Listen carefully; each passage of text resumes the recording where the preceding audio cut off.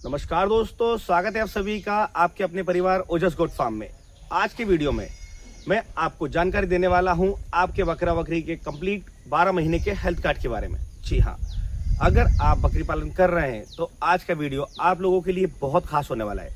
अगर आप चाहते हैं कि आपका बकरा बकरी पूरे साल स्वस्थ रहे, आपका बकरे बकरी की बीमारी पर होने वाला खर्च खत्म हो जाए, आपके बकरा बकरी समय से हीट पर आकर समय से बच्चा दे और बच्चे की ग्रोथ भी अच्छी हो, आप चाहते हैं कि बकरी पालन से अच्छा पैसा कमाए, तो आज का वीडियो आपको बिना स्किप किए पूरा देखना है। क्योंकि आज के वीडियो में मैं आपको कहीं 1 महीने 2 महीने ये 6 महीने का कोई हेल्थ कार्ड या 6 महीने की कोई डाइट नहीं देने वाला हूँ। आज के वीडियो में मैं आपको पूरे 12 महीने का हेल्थ कार्ड बनाकर देने वाला हूँ। जिस हेल्थ कार्ड को अगर आप अपने बकरी फार्म में अप्लाई करते हैं, अगर मेरे बनाए हुए हेल्थ कार्ड के हिसाब से चलते हैं, तो आपके बकरा बकरी हमेशा स्वस्थ रहेगा और बकरी पालन से बहुत अच्छा मुनाफा भी होगा। तो आज के हेल्थ कार्ड में हम 2 टॉपिक कवर करेंगे। सबसे पहला वैक्सीनेशन, जी हाँ टीकाकरण। दूसरा डिवर्मिंग, पेट के कीड़े मारने की दवा। इन 2 टॉपिक को हम कंप्लीट कवर करने वाले हैं आज के वीडियो में। तो दोस्तों, वीडियो में आगे बढ़ने से पहले मैं आपको बोलना चाहूंगा कि अगर आपने अभी तक हमारे चैनल को सब्सक्राइब नहीं किया है तो चैनल को सब्सक्राइब कर लें। क्योंकि हमारे इस यूट्यूब चैनल पर सही और सटीक जानकारी दी जाती है, जो कि प्रैक्टिकल की हुई होती है, जो कि हमेशा लाइव होती है। जैसे कि आप देख रहे हैं, मैं अपने फार्म पर खड़ा हुआ हूँ, तो चैनल को सब्सक्राइब करना ना भूलें। तो दोस्तों, ये जो 2 टॉपिक है, इन दोनों टॉपिक पर अगर आप सही तरीके से काम कर लेते हैं, अपने बकरी फार्म में इन दोनों टॉपिक पर 100% अगर अपना देते हैं, तो मैं आपको गारंटी देता हूं कि आपका बकरा बकरी कभी भी बीमार नहीं होगा, आपका बकरा बकरी कभी भी मरेगा नहीं, आपका बकरा बकरी हमेशा स्वस्थ रहेगा। तो इन 2 टॉपिक पर हम बात करेंगे। तो सबसे पहले हम बात करने वाले हैं वैक्सीनेशन के ऊपर। तो वैक्सीनेशन जो होता है वो होता है मंथ के हिसाब से। ऐसा नहीं है कि आज लगा दिया, 21 दिन बाद फिर लगा दिया, फिर 21 दिन बाद लगा दिया। तो ये जो पुराना रूल्स चले आ रहे हैं उसी को फॉलो करते हम अभी तक आ रहे थे, पर इसे हमें चेंज करना है। वैक्सीनेशन हमें मंथ के हिसाब से करना है। कौन से मंथ में कौन सा वैक्सीनेशन कर रहे हैं, हम चलते हैं उसकी तरफ। तो दोस्तों, इस हेल्थ कार्ड में सबसे पहला जो वैक्सीन आता है वो आता है FMD। जी हाँ, जिसे कि खुरपका और मुंहपका के नाम से भी जाना जाता है। जैसा कि आपने देखा होगा, बकरे बकरियों के मुंह में बहुत ज़्यादा छाले हो जाते हैं, बहुत मुंह सूजकर बड़ा सा हो जाता है। इसके बाद अगर समय से इलाज ना करें तो वो जो छाले हैं वो पक जाते हैं, जिनमें से बहुत ज़्यादा मवाद निकलता है। वैसे में बकरा बकरी खाना पीना बंद कर देता है, बकरा बकरी कमज़ोर हो जाता है, तो कई बार तो बकरा बकरी बहुत ज़्यादा मर भी जाते हैं। इसके अलावा उसके खुरों के दोनों जॉइंट के बीच में जख्म हो जाता है, जहाँ पर सूजन आ जाती है, बकरा बकरी लंगड़ा कर चलता है, उसके अंदर भी मवाद बन जाता है। अगर उसका इलाज भी समय से ना करें तो पैरों में कीड़े हो जाते हैं, तो कीड़े हो जाते हैं, इस तरह से कीड़े पड़ जाते हैं, जिसकी वजह से उसका पैर हमेशा के लिए खराब हो जाता है। तो खुरपका मुंहपका जो FMD का वैक्सीन है, इस वैक्सीन को आपको लगाना है मार्च महीने के आखिरी में। जी हाँ, मार्च का जो महीना होता है उसके आखिरी सप्ताह में आप इसे लगा दें। इस वैक्सीन का जो इम्यूनिटी है वो 7 दिन से लेकर 10 दिन के अंदर बॉडी में डेवलप हो जाता है। इसके बाद जो 6 मंथ है, इसका कंप्लीट वैलिडिटी होता है, मतलब इसका जो इम्यूनिटी है वो 6 महीने तक रहता है बॉडी के अंदर। 6 महीने तक आपके बकरा बकरी में कभी भी खुरपका मुंहपका की समस्या नहीं आएगी। आपने वैक्सीन लगाया मार्च मंथ के एंड में FMD, उसके 20 से 21 दिन का आपको गैप देना है और 21 दिन के बाद आपको उसको बूस्टर लगा देना है। जी हाँ, FMD का बूस्टर डोज भी लगता है। बूस्टर डोज की हम बात करें तो क्या होता है, जो वैक्सीन हमने मार्च के आखिरी सप्ताह में लगाई है उसके 21 दिन को गिनती करके 21 दिन काउंट कर लें, उसके बाद अगेन वापस से वही वैक्सीन आपको उस बकरा बकरी को लगा देनी है। यही बूस्टर डोज होता है।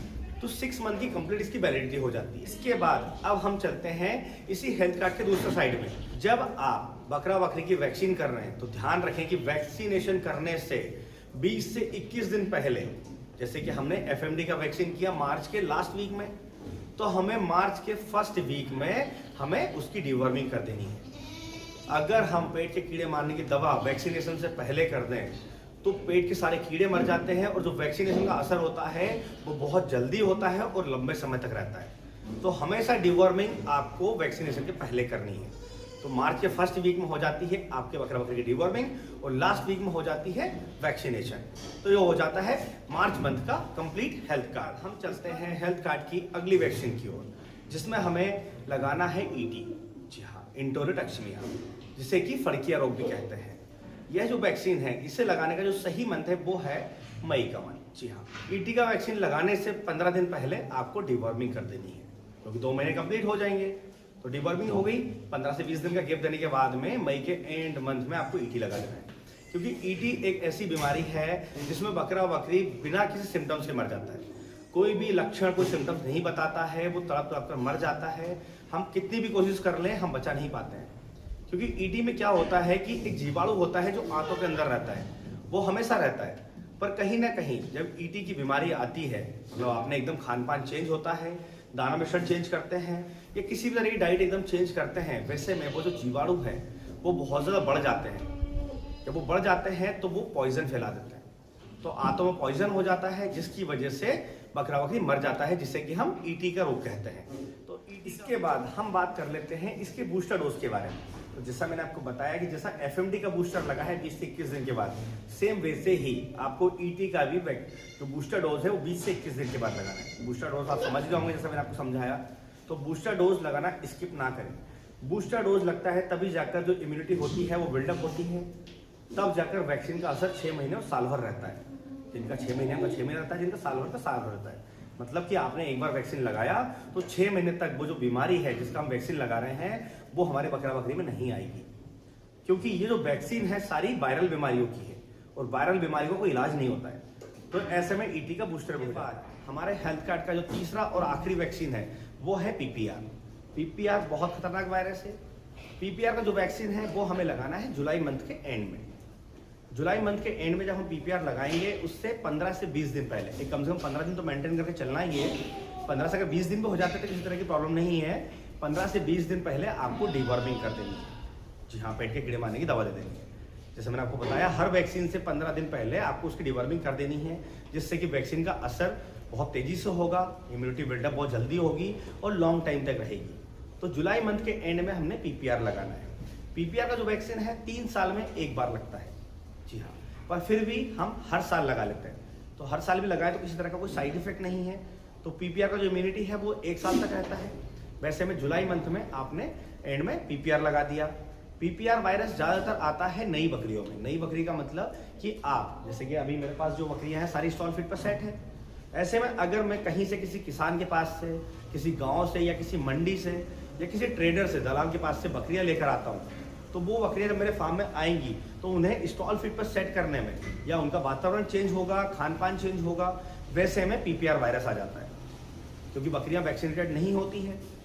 किसी भी आप किसान के पास से बकरी लेकर आएंगे तो वो भी वैक्सीनेटेड नहीं मिलेगी, क्योंकि किसान वैक्सीन नहीं लगवाते हैं, जबकि वैक्सीन का खर्च ज़्यादा नहीं आता है जानकारी के अभाव की वजह से। ऐसे में बहुत ज़्यादा बकरा बकरी मर जाता है।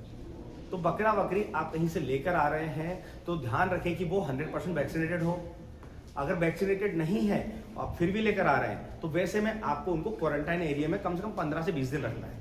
मतलब बकरियों से अलग रखना है, अपनी पुरानी बकरियों के साथ नहीं मिलाना है, क्योंकि वो बकरी आएगी तो बीमारियां अपनी बकरियों में फैला देती है। और पीपीआर में 90% तक जानवर मर जाता है। मतलब कि आपने अगर 10 बकरी लाए तो 9 बकरियां तक भी मर जाती है। क्योंकि मैं खुद एक बकरी पालक हूँ।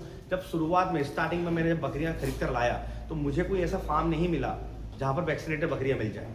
वैसे में मैं दलालों से बकरियां लेकर आया। तो जब भी बकरियां लाते थे तो बहुत ज़्यादा बकरियां मरते थे, क्योंकि उन्हें वो जंगल चरने वाले होते थे, उन्हें स्टॉल फीड पर सेट करना होता था। तो खाना पीना चेंज हुआ, वातावरण चेंज हुआ, ऐसे में पीपीआर वायरस आ जाता है।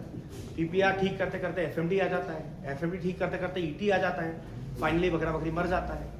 तो जब भी आप बकरा बकरी ला रहे हैं तो 100% वैक्सीनेटेड लेकर आए।